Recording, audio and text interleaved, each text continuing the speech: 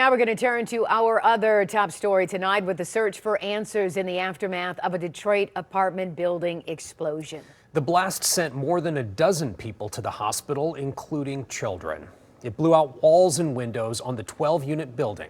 Firefighters rushed to save the people inside. Of the 13 people injured, 6 were children. This all happened around 4 o'clock this morning on Littlefield between I-96 and Schoolcraft on the city's west side. I can't even process it yet. I'm really praying and thanking God that everybody made it out alive. The terrible situation is leaving a family in shock tonight. They tell me the blast knocked them from their beds and left one of them trapped, causing extreme injuries in the aftermath.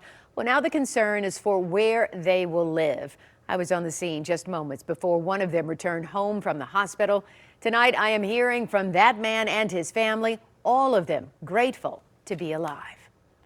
As you look at the aftermath of this apartment building explosion on Littlefield in Detroit, it's hard to imagine the sheer panic of a father who lived here for decades before his son moved into his same apartment 4 years ago. What went through your mind when you heard that the building you lived in for 25 years blew up?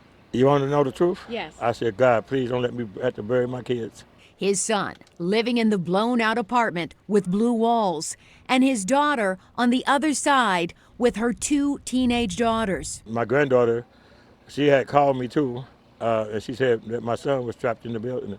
They couldn't get out. The reaction to what happened in the wee hours of the morning, mixed. His daughter blown from her bed. I heard a loud boom.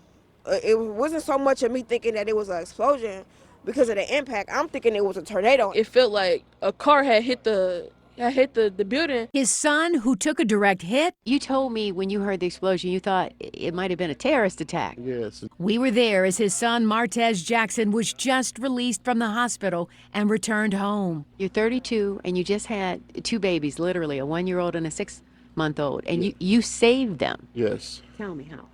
I heard the explosion.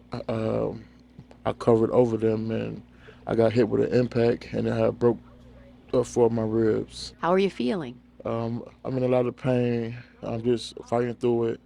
You know, I was mainly concerned about my children. His children remarkably escaped with only minor scrapes and bruises. His sister Charlene, who is visually impaired, scrambled to get outside after yelling fearfully for her daughters who did not answer. I'm thinking it blew her out the window, so I was so scared. Being visually impaired, I mean, how did you even get out? I heard screaming, so I was going towards the screaming that I heard. When I finally got out and got to the stairs, I had it from there. Her daughters, who were already outside, looking up at their uncle. But what were you thinking when you saw that your uncle was still trapped up there? I couldn't even say what I was thinking. Like, I came into the front of the house and I was screaming his name, but I couldn't hear nothing. Upon seeing him today, the whole family simply embraced, shedding tears for what could have been. When you look at them right now, what are your thoughts? We're blessed. Do you want to say anything to our fire department and fire officials who got out here quickly? Thank y'all for coming, and thank you for saving my kids.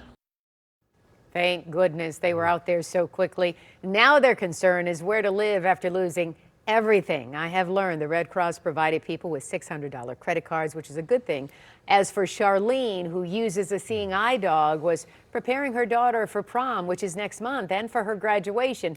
They will be trying to figure that out as well. I mean, they've lost everything, furniture, clothes. They you know, they're going to have to start from scratch, so they're going to need a lot of help. And to think that he was covering those kids, I mean, thank goodness. Yes, he said he smelled something and he jumped up and, you know, he thought it was a terrorist attack, and then he jumped on his kids and then he was blown back. So. Amazing instincts. Oh, amazing instincts, and thank goodness no one was killed. Yeah, hopefully they'll get on their feet soon.